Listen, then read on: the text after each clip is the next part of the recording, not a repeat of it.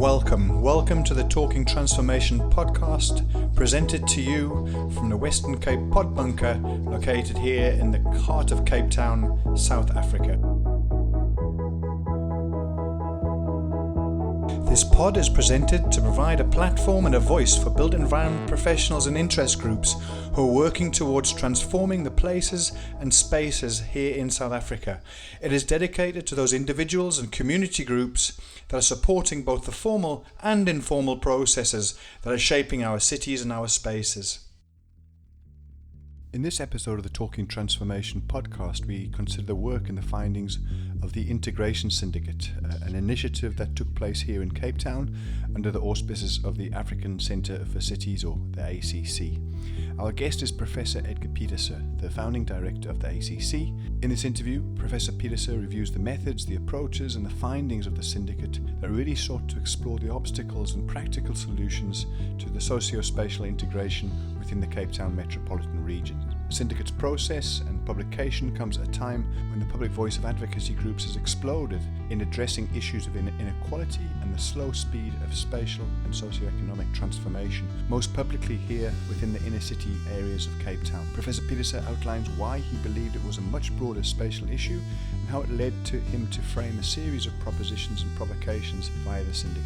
In the episode, we look at 3 strategic sites in Cape Town, namely the 2 Rivers Urban Park, Belleville and Philippi, and we also look at the 5 provocations that were considered during the working sessions of the Integration Syndicate. The content very much captures the essence of the Talking Transformation podcast. It was actually during the work of the Integration Syndicate which I was fortunate to be involved in the first phase of the project, where I started to discuss with Edgar the opportunities and possibilities of doing a podcast. And it's interesting that we can now close the loop during the course of the last few weeks. The publication of the Integration Syndicate book, which is available both as a free download as well as for purchase, has been made available, and I thought that this was a perfect opportunity to revisit the whole question of the podcast. It's not something I was confident enough to do back 18 months or so ago, but here we are, an opportunity to review the great work that was done during that period.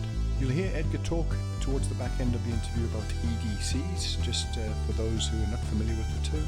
That's Early Development Childhood Centres.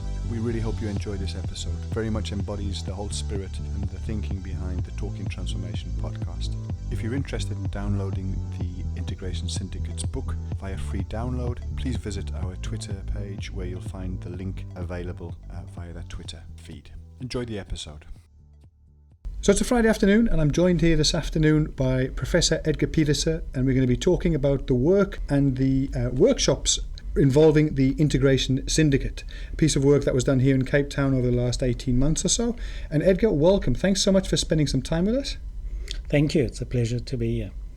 It's been a busy couple of weeks for you. The launch of a book, the book itself, the Integration Syndicate book there at the Fugard, and I think you were telling me before we started you've also had a number of other interviews with other media.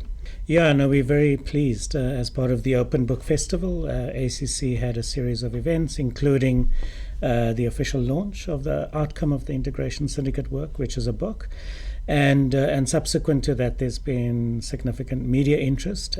Had Cape Talk engage on the John Maytham show, and they were particularly interested in the provocation related to e-taxis. Sure, I'm sure. And then we also had a debate on ETV News earlier in the week, where they invited one of the MACO members of the City of Cape Town and a professional planner who also happened to be part of the Integration Syndicate, Dr. Nisa Mammon, to also engage on the findings of the work. Fantastic. Well, I mean, let's talk about the genesis of the work of the Integration Syndicate, the phasing, the ambitions of the program. I mean, it's been a long time coming, and the culmination in the book belies a lot of effort that's gone in before that. Yeah, no, it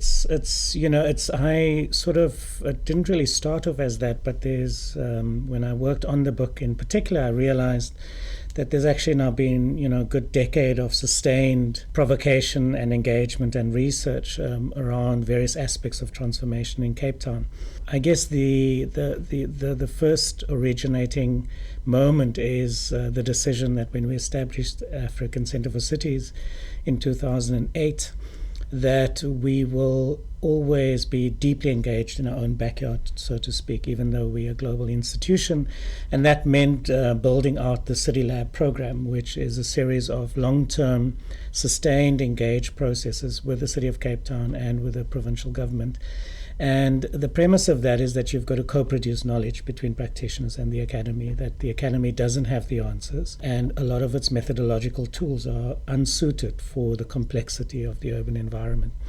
And that work in itself, I was really provoked to think about how does one engage publics in those discussions. Even though officials were involved, it was still hard. And so we had our first publication in 2010 called Countercurrents, where we brought together practitioners and academics to reflect on the potential of sustainable urban development initiatives in Cape Town. And what I really tried to do there was to showcase a number of fantastic ideas that were already in the public domain but couldn't find traction, and to demonstrate that there's a lot of potential for transformation. And that also was the first time we experimented with a mini exhibition. In 2014, we were able to take a lot of the findings of the various labs. We had about 7 or 8 of them that were running over a couple of years, and consolidate them into a major exhibition called City Desired. And in the lead up to that exhibition in 2014, at the end of 2014, we first experimented with design research methodologies in something called the Densification Syndicate. And that was a real eye-opener to see how, under pressure, if one brings together professionals with a range of skills, with community activists and academics, one can really do site-specific work that is fairly sort of grounded in evidence, but also propositional and visually exciting, and able to entice the general public to engage with some of these questions. And then after that work, interestingly enough, the events we had, and I haven't said this publicly before, but I think it's an important connection to make in the context of this discussion, was at the end of that body of work, we had a panel session where we had Zaki Ahmad with one of the property development experts from the Waterfront Company in a panel to discuss this question of integration in Cape Town. Fascinating. And it turned out that that was actually a fairly seminal moment for Zaki, because he's, of course, instrumental in the agenda setting of Ndifuna Kwazi and the Reclaim the City campaign and the Social Justice Coalition work. And what we saw in 2016, 2017 was a real explosion of the activism, changing the public discourse and debates around questions of spatial justice in the city, but also what they perceived as incredibly top-down exclusionary policies by the public sector that one manifested in not making well-located land available for social housing, and two, the allowance, if you will, of real estate processes that led to gentrification, specifically in Woodstock and Salt River. And I was struck at that moment about how this debate, in a way, felt like deja vu.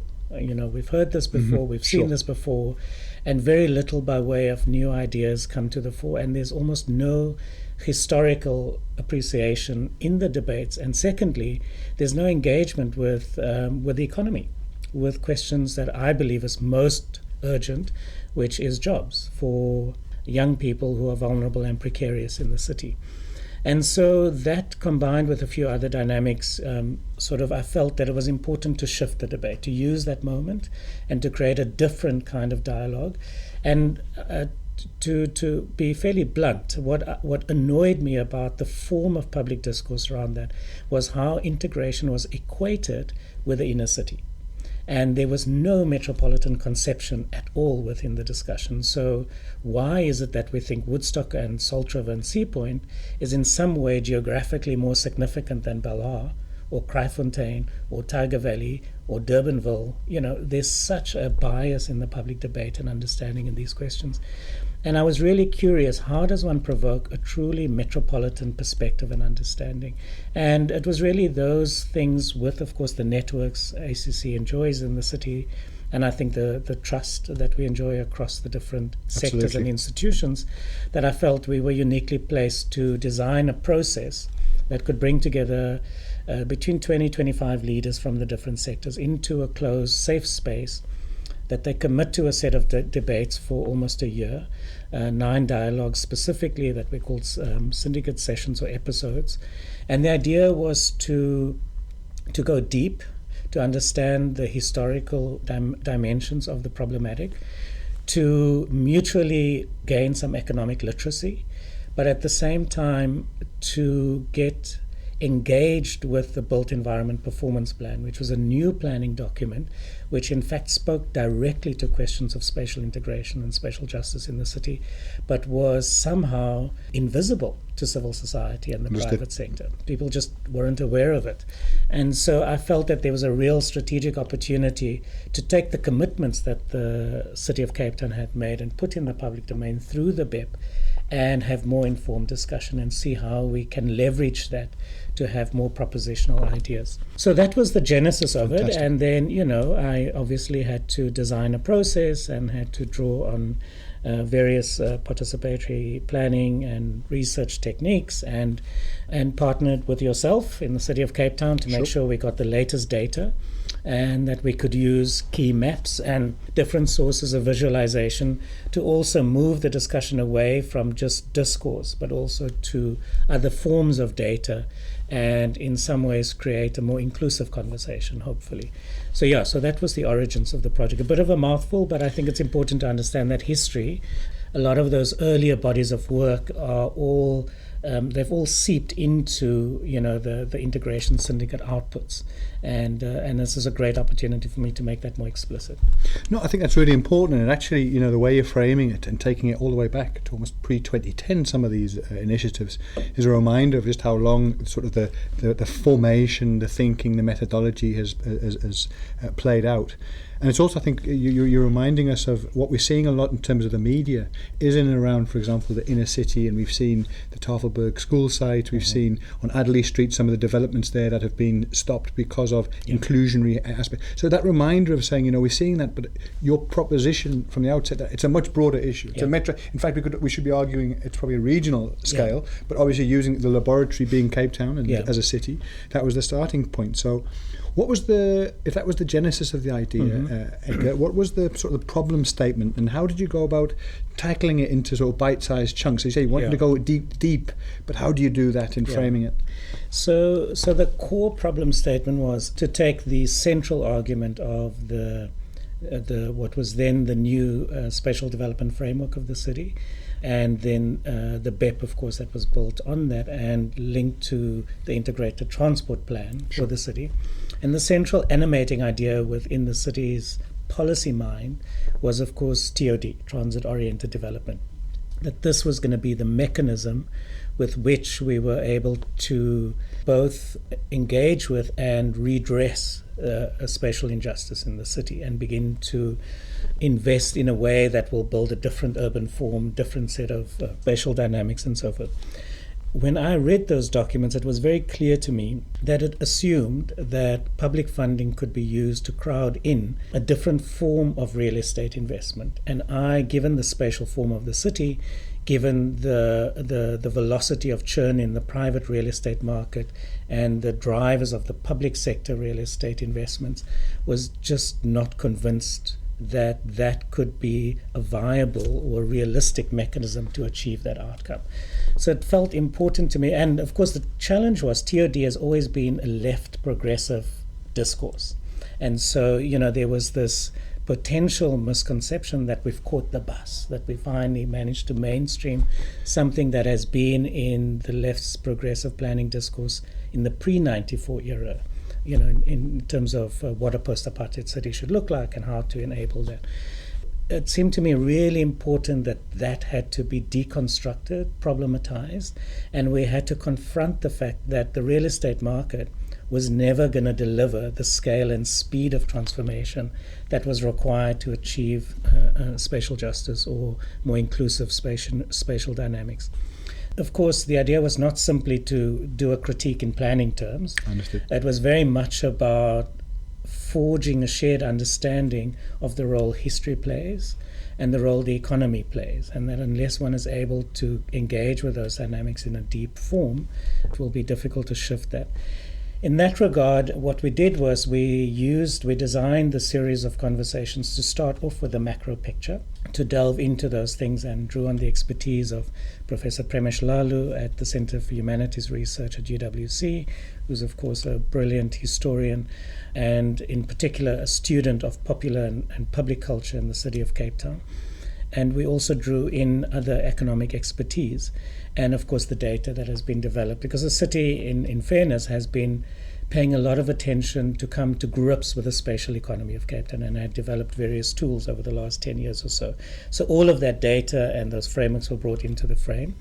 And then we said, okay, but let's think also in specific geographies that have been identified as priority nodes for public intervention to catalyze this new approach. And we then, in the second phase, considered 3 of these sites, and then brought in outside actors who had deep knowledge of these sites, but also understood what the public policy intent was, as a way of wrestling whether the theory of change, if you will, was in fact robust enough. Again, there the idea was always twofold. One was to expose the group to the amount of thinking and work that has actually gone in the public policy domain, which often, is just not seen and dismissed.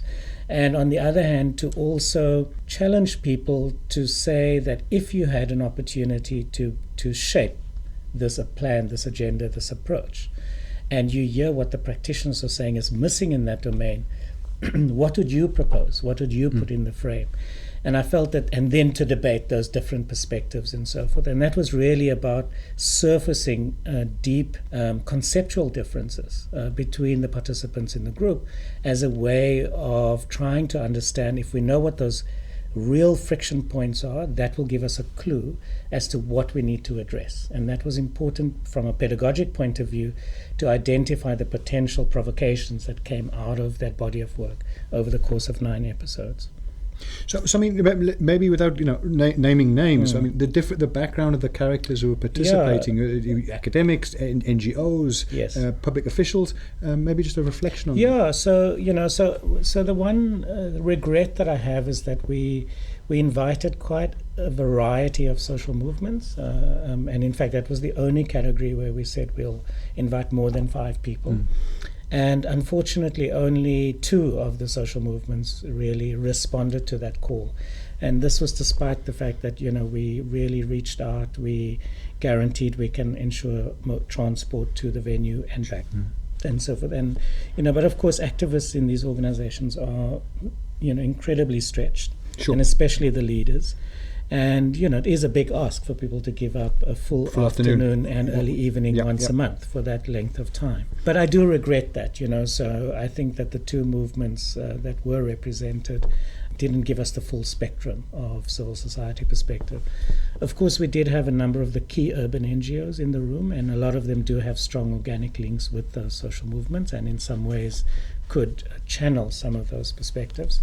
Then we had public sector representation. Unfortunately, the one national government person representing public works only came to a few.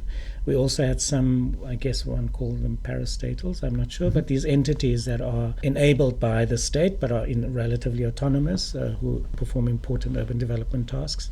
And then think tanks. And then another key priority for me was for this to be an explicit collaboration between the University of Stellenbosch and UWC and UCT and CPUT for that matter, but unfortunately I couldn't secure interest from anyone at CPUT. But we had Professor Mark Swilling from Stellenbosch and, as I already mentioned, Premesh Lalu from the UWC, and that in and of itself was really fantastic.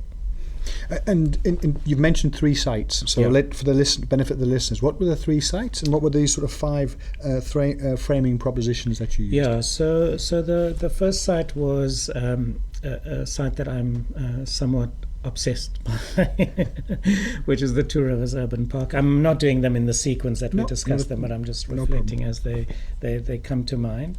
And the Two Rivers Urban Park is the site that is nested between Observatory, Pinelands, Maitland in Cape Town, and represents an incredible, it's a greenfield site, and represents an incredible opportunity to restitch the two halves of the city, if you will.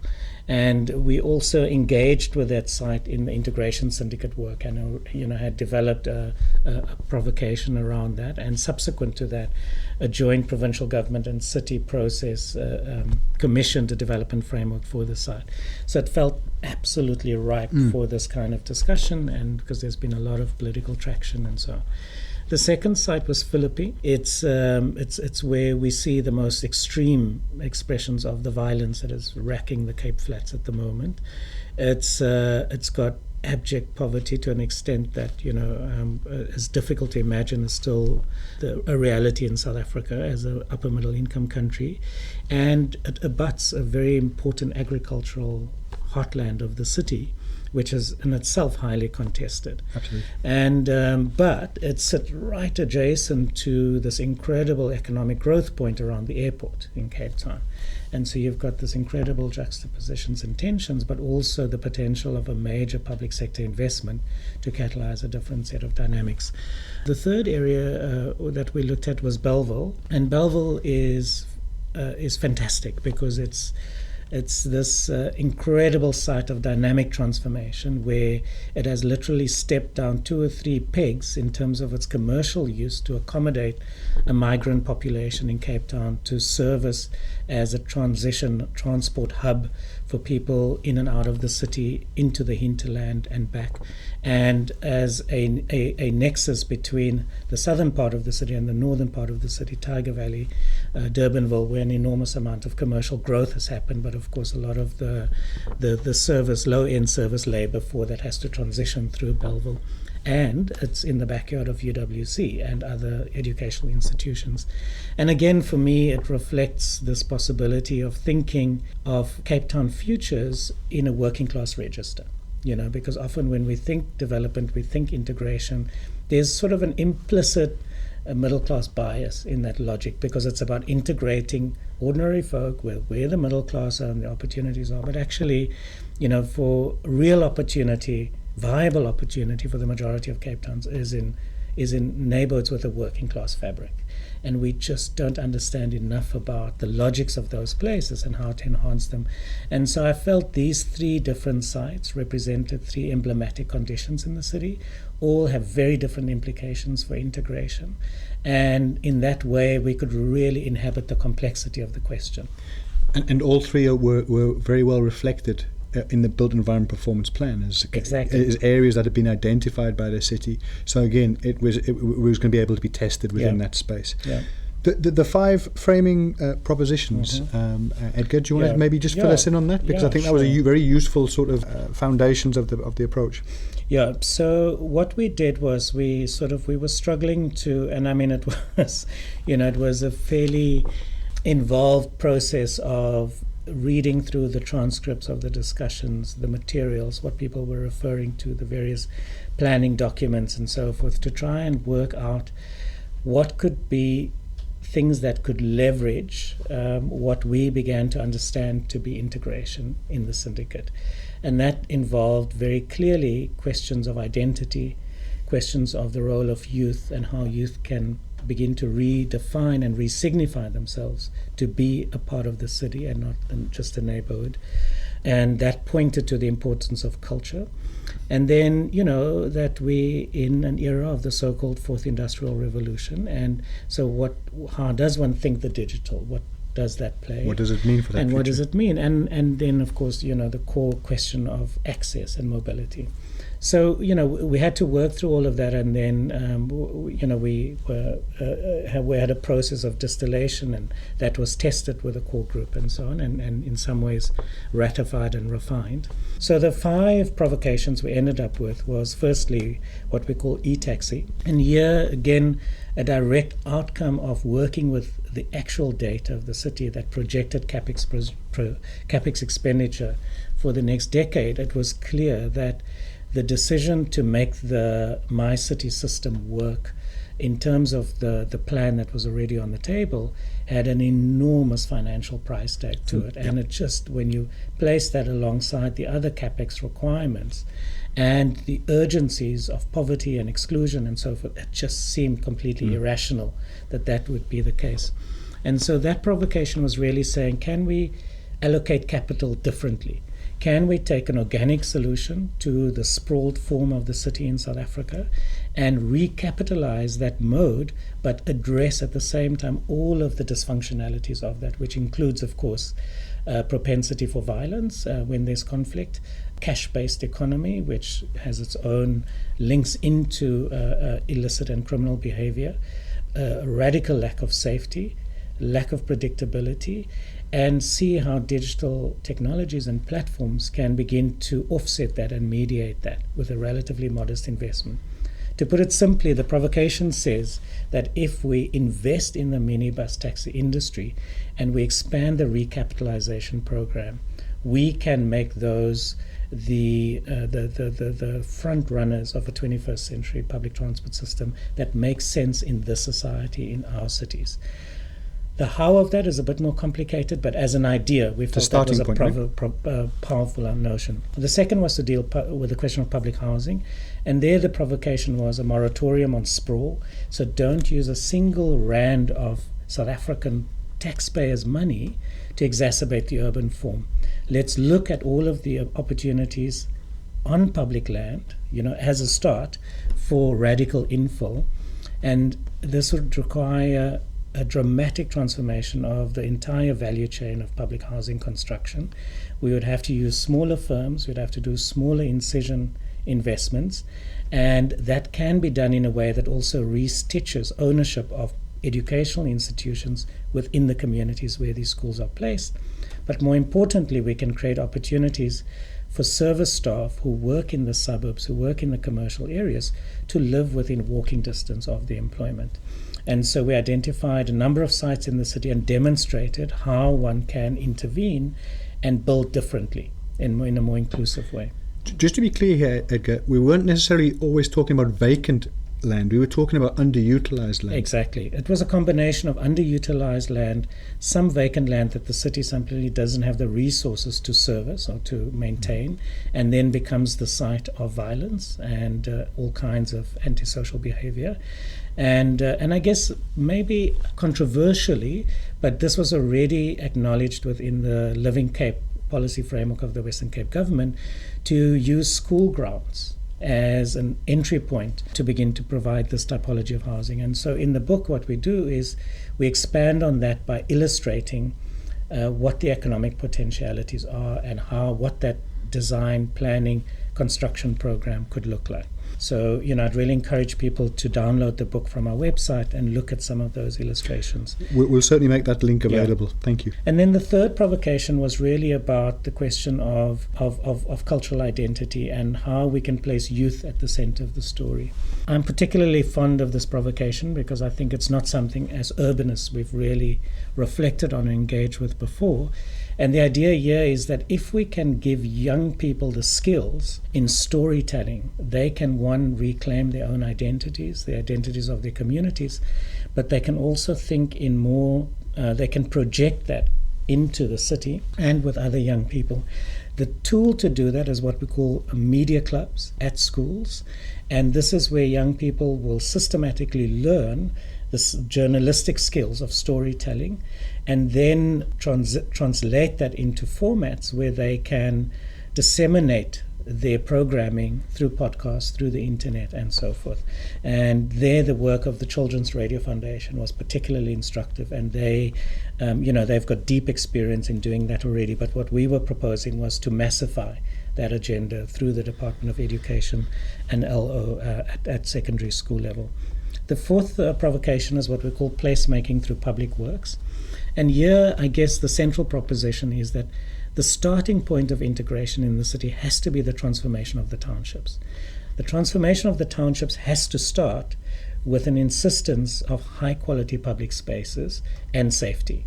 And so the way to advance that, if you will, affordably or cleverly, is to say, can we use all of this labor in the public works program and be much more strategic about how we deploy that labor to secure public infrastructure, public facilities, green space, etc., etc. And again, in the book, we detail all of the examples of that, and then that relates very closely to the last provocation, which is what we call solidarity switchboard. And here the provocation is, if we learn from our labs as an initiative in South Africa that have really tried to do skill development with young people at risk and those who are recovering drug addicts, to introduce them to computer skills and so forth, that could be a platform for transitioning into the labor market. But more importantly, the ICANN initiative in Elsie's River, where they've done this incredible cultural intervention in a community where people start off learning software skills, but actually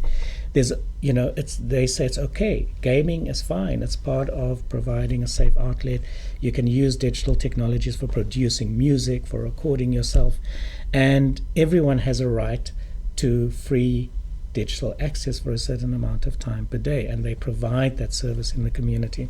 And so in that provocation, we insist that this should be something that is part of public infrastructure in all these communities, but also that then becomes the basis to connect communities across class lines in the city on the back of that infrastructure.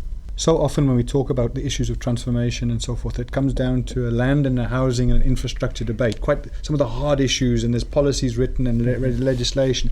What you're describing and reflecting on here is a much broader playing field. As you said, you talked about different approaches, whether it's the media approach, different parts of the city, a much more diverse approach than just where the house is coming and where, what jobs are on the back of that. No, I mean, for me, what I'm very clear, and hopefully it comes across explicitly in the book, is that when we talk integration, we are first and foremost talking about a cultural revolution.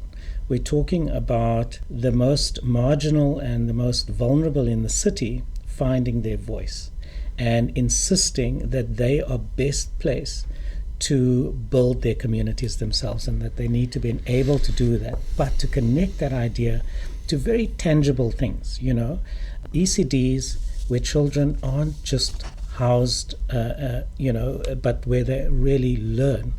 Community gardens that forms an integral function to the operations of the ECDs, and the possibility of different generations working together, meeting each other and so forth.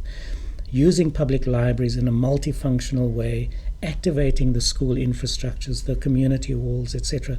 So there's all this. What always strikes me, when I go back to the community where I was born and was raised, Sept, which is on sort of northern suburbs of Cape Town, is how all of the built environment building blocks are there, right? You've got a hall, you've got churches, you've got all these things. The institutional framework. But the community is still racked by violence and conflict, and most importantly, a lack of any sense of possibility and prospect. And so how do we not obsessed about the bricks and mortar, but really think about unlocking the incredible energy and resources? And for me, that's about dignity, that's about your voice being heard, that's about being enrolled in activities where you are both growing as a person, you're empowering yourself, but at the same time you can see the contribution you're making to safety, to well-being, to beauty in the neighborhood where you live. And that's a very different conversation, right? Sure. And we just don't understand enough about, and of course in a context of where we are confronted by the horrific scale of gendered violence in the last few weeks, the preponderance of xenophobic violence and so forth, we sort of know the price we're paying for that, for not paying attention to the human aspect. Big right? price. And yet, we want to stay focused on the planning frameworks and concepts and on the bricks and mortar stuff, and not go to the matters that structure the soul of the city. And that's what I hope this can add to the debate. It's not obviously the only issue, but we're hoping to enrich existing discussions. Edgar, what surprised you about those findings and the conversations that took place? Or conversely, were there particular aspects that further reinforced your thinking? What surprised me was how hard it was for the participants to really leave their identities and ways of thinking, or what I like to call habits of thought, at the door, right? And so the process was very carefully curated to give people a safe space, an opportunity to acknowledge completely different ways of thinking about an issue and to shift a position, right? Chatham House rules were applicable. Yes, exactly. And halfway through the process, it was very clear to me that was just not happening.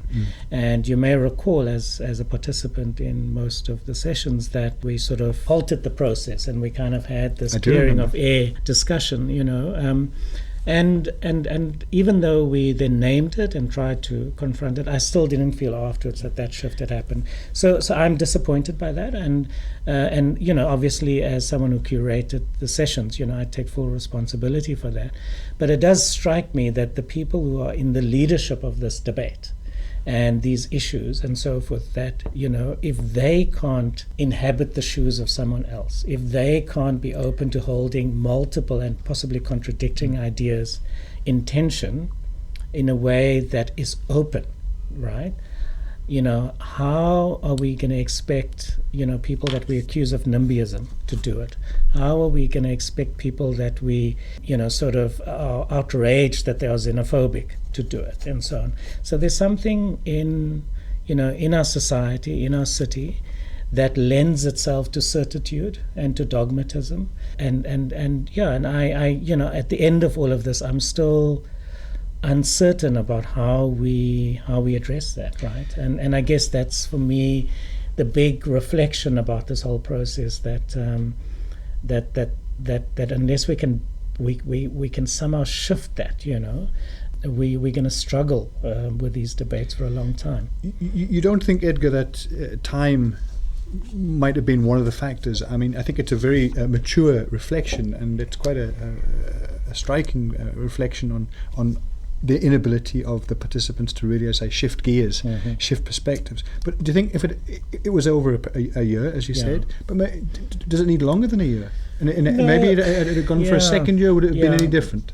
No, I think, no, that's an excellent question. And I think that if I would design it differently, I would have fewer sessions but more immersive. So, so to invite people to go away for 2 days at a time and maybe do 4 of those over a year, right? So that you kind of really can use a variety of other techniques to draw people. Well, firstly, with that process, people have to go through a sort of a well-supported process of learning to see their own biases and prejudices. Almost an onboarding. Yeah, and that's, that takes time. That takes a particular set of processes and exposures and so on. And the format that we had of 3 to 4 hours of work and then sharing a meal together didn't quite lend itself to do that, because we also had to download an enormous amount of information so that people can have the same conversation, or at least vaguely have the same conversation. And then, we of course often invited guests from outside, and they wanted to put a certain amount of things into the room. So I think that you're right, that the process itself was maybe not the best way to get at that. But but it still remains something that I think one has to think about quite deeply. Let's hope there's a next time when the ability to revisit and learn from those lessons going forward will present itself again. There might be, so I'll tell you about that at the end of Great our stuff. interview. There's a sort of first phase and a second phase to the syndicate, and let's so for the first phase we've dealt with, I think, in detail now, Edgar. What was phase 2? What was different in its approach? If I understood correctly, really bring in a stronger public voice. Let's talk about that phase 2. How did it pick up? How did it continue the discussion? What was different, and what was the outcome? Yeah, so what we did at the end of the first phase is then we pulled together all of that work into a concept paper around these 5 provocations. And then we decided to convene a focus group around each of the provocations, where we identified between 25 and 30 people with a direct vested interest in that issue, and to come and to listen to our first cut on the provocation and to give us their gut response. Does it land? Does it resonate? Is it workable? What are we missing? What are we not seeing? And so on. And a big part of that was obviously to ground truth initial thinking, but it was also to infect these different organizations with the fact that we've been doing this work and that there's an argument building. And again, to come back to your earlier question about failures, what I was really hoping was that we would get a public interest organization that is whose mission and mandate sits squarely within the domain of that provocation, to say, we'll run with this. We'll take it, give it legs. Yeah, exactly. And that hasn't really happened, and I think not because of a lack of interest, but, we don't have funding that we can sort of say, take it forward. But, having been around the block long enough, I know these things percolate in their own way, and there's unexpected connections that get made, and ideas find traction in other ways. So, so I'm not too worried about that, but that was sort of, I guess, the most optimistic hope at the time. So we had 5 focus groups to correspond with each of the provocations, and all of that then fed into a final event at Guga Setebe in Langa that we called an Ideas Festival. And we spent quite a lot of time to think, how does one get 130 people from different sectors in Cape Town to have an opportunity to hear each of the provocations and to respond and debate and so on. So we did this. It's quite a challenge. Yeah, it was quite a challenge. And but I think I'm very pleased with how that festival ran and how it ended off, and we got an enormous amount out of it, and we hope that by virtue of people's participation in that they could see that it is possible for one to transmit information and knowledge, to have an opportunity to reflect individually and in groups around that, to be provoked and so forth, and to then feel part of a larger community, right? Because I think part of us, what for me is always very important, is that we don't have enough sort of communities of thought and practice that has a sense that I'm not the only one thinking about this or worrying about this. I'm not alone. Exactly. And so for me, the fact that we had people there, most stayed for the day, it was it was great to have these occasions where people from different backgrounds and contexts can come together, have a set of conversations about matters of concern, and know that it is feeding into something bigger. Right. So that was the process, and then after that we documented. So one of the things throughout this process was I wanted to pay as much attention to the process as the content, and wanted to meticulously document every step of the way, in part because of course we're a university and it's, we've got a public responsibility to archive, but also to we invested a lot of resources in this because I wanted to demonstrate it is possible to have more meaningful and creative and engaging public interest conversations.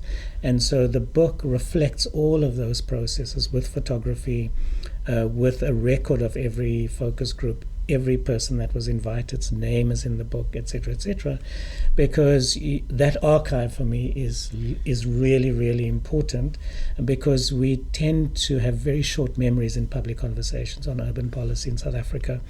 And I kind of want to be able to say, please read the book, and then let's talk. Let's come back again and go again. Exactly. Next round. Yeah. So that was the process, and so after the Ideas Festival, myself and the team at ACC, we then, took 6, 7, 8 months to transform everything into a publishable format, and to really think and debate intensely around, the design of the book, so that it really reflects the spirit of the process.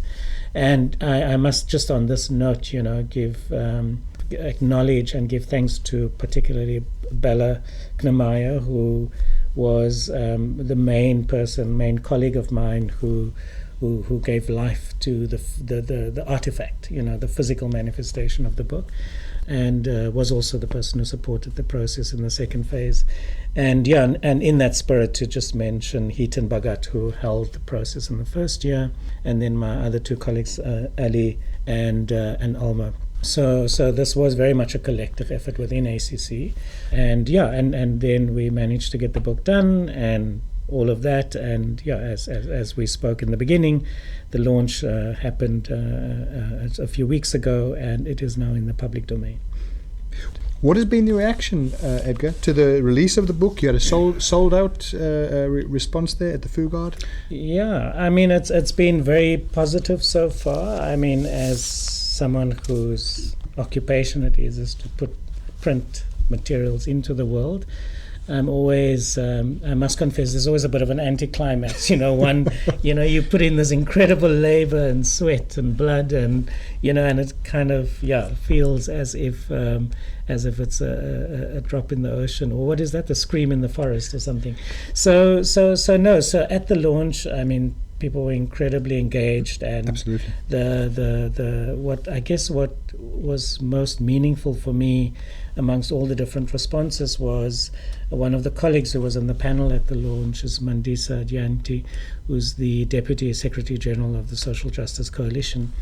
And and I'm sure she won't mind me saying this on record, but before we started, she was just saying that she really appreciated the fact that the book challenged her assumptions about what it means to be an activist. And maybe for colleagues who don't know, who wouldn't have seen the book, to preface the process and the provocations, I wrote an essay in the book that specifically speaks to how does one bring transformative politics into the world. And in that essay, I deal with, what I mentioned earlier, what was one of the stimulus for the book, which is the Reclaim the City campaigns in the city and its preoccupation with the inner city. But also to draw on the history of activism in South Africa and community organizing, and to suggest, that there are registers there that we need to, in some ways, rehabilitate and bring into the now. But Mandisa's comment to me was, it really touched me very deeply, and I kind of felt like it made the whole sort of effort worthwhile, because that is absolutely what I'm hoping Fantastic. People will take away, that, yes, what you're doing is incredibly valuable and important, but that can always be enlarged and enriched, and connected in multiple ways. So far I've been, very appreciative of very positive and complimentary comments. I'm sure the critical reviews will come in due time, as they should. But of course, it's early days. It's just been 2 weeks, really. And where to from here, Edgar? Activating the findings via advocacy practice, as you say, you're looking for people to take some of these batons and run with it. So we're still sort of engaging some organizations, and we hope that aspects of it they can embed in their work. So that's an ongoing process. As ACC, we are hoping to take 2 aspects of it forward ourselves. In the 4th provocation dealing with placemaking through public works, there is an illustration where we show an informal ECD, a shack, and we show if one would use recycled materials in public works labor, how that can be transformed into a more effective space that can deal with pedagogic needs, can deal with its publicness, its relationship with the community, and so forth. One of the projects that we are taking forward is a very modest research project where we want to, at the end point of it will be, to summarize a complicated idea, a manual for upgrading informal ECDs. But what we are doing is to first start off to look at the existing landscape. We're engaging the DG Murray Trust, who's running a training program with informal ECD teachers, and we hope that they will take the work as it comes out in 2 years' time and augment their training program with this upgrading manual. Fantastic. So that's one thing. And then secondly, I'm still exploring, but I'm very, very hopeful that we can have a continuous little discussion group on the e-taxi provocation, because there seems to be a lot of appetite and interest in that, and it seems like a good moment also in the life of the city where they are seriously looking at those options. So again, I don't have funding for that, so I've got to try and see how we can support that, but I'm very keen to take that forward. In amongst all of this time and effort and hard yards put into the book and the work of the syndicate, you managed to take some time out, a sabbatical, if I'm not mistaken. Yes. And I think you came back refreshed with some new ideas, some new thoughts. Maybe just a quick reflection on what sounded like it was an amazing sabbatical. Yeah, it was amazing. I was in Berlin for 8 months. As part of that, of course, I finished the edits and so forth on the book. It was great to have Fantastic. that opportunity to do it, but also engaged with the German urban development landscape and a little bit in Europe. Gave quite a few lectures both in the US and in Europe. But most importantly, I lived in an apartment. I used a bicycle and used public transport for 8 months, and kind of was reminded what sort of a a medium dense, safe, quality public environment urbanism feels like, and it is wonderful, and Good it space. is incredible, and it was a really amazing privilege. And then was able to write a couple of short pieces, including the piece that I'm most excited about was an essay in response to the artworks of Gerard Marx. He had a retrospective at the Goodman Gallery in January, and he does this incredible work on cartography and on maps and on Beautiful. space and so forth, and spend some time just immersing myself in his art practice and having this ongoing dialogue with him, and then pushing out an essay in an area that's not in my comfort zone at all was a fantastic challenge and the process. And then finally, just to say that both as an outcome of the Integration Syndicate work and my reflections, I really want to focus going forward on finding a way of building a broad-based coalition in Cape Town to try and activate the TRUP site, the Two Rivers Urban Park site, with a cultural and research initiative. And so I'm right in the thick of conceptualizing that and building that coalition. And hopefully by February next year, I'll be able to say something more definitive and more public about that. But do watch that space. Best of luck with that. That sounds very exciting. A lot of what we've been trying to do with the podcast, Edgar, has been to put out different perspectives, different people trying different things or with a different reflection on a process, a legislation. We're struggling right now. Mm-hmm. I think through a lot of what you've talked about, whether it's the violence of a place like Philippi, whether it's the flatlined economy that we're faced with. Mm-hmm. Difficult time right now. I think whether you're a young professional or whether you're a member of an advocacy group who's trying to fight for change from within their community, it's not easy from any of those perspectives. My final question to you is, what is your message for those young professionals, those young community activists or groups who are fighting to be heard, who are struggling to make their mark? Where to from here? Your message to that next generation? I think, as the cliche goes, one doesn't waste a good crisis. And the current moment, which is, in fact, it's harrowing at every angle you look at it. What that does is, for us who've had the privilege of education and training and, investment in our professional capabilities, is to really hone our skills and target them. So in a crisis, what that means is that there's fewer resources, and so you've got to prioritize. You've got to identify those specific things that is going to make the difference and is going to inspire hope. And I think that that's what this moment represents. And I'm sure that in Cape Town, the work that I want to do to try and unlock this site I see this as an opportunity where there's pressure on the rate space. There's Absolutely. Enormous political pressure to deal with social justice and spatial justice questions. There's a generalized agreement now that land reform is stuck and we've got to do something differently. We have to think how every public rand is spent in relation to its capacity to generate employment opportunities, etc., etc. And so for me, this is the moment to bring your creativity and your training and your skill and your passion to bear, to demonstrate how things can be done differently. Not to talk about it, not to incessantly critique, but to get stuff done. I don't buy the argument that the MFMA prevents it, or bureaucracy or political. If you want to get stuff done, this is the time to do it. And there are enough people in our society and in our community of urbanists for you to reach out to and get advice if you're unsure about how to get stuff done. But you can do stuff. And unless we are in that mode of intervention, of practice, we are not going to generate the knowledge to help us think about the bigger questions. So that's my message, is to seize the day, seize the moment, and get stuff done. On that note, Edgar, thank you so much for spending some time with us this afternoon. Really appreciate it. All the very best.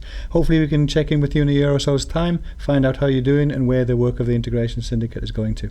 Thanks, really appreciate it. And it's a wonderful opportunity to, outside of what one can do in a text, to give some flesh and context to the work. So thank you so much for the opportunity. What a pleasure. Thanks, Edgar. Enjoy your weekend.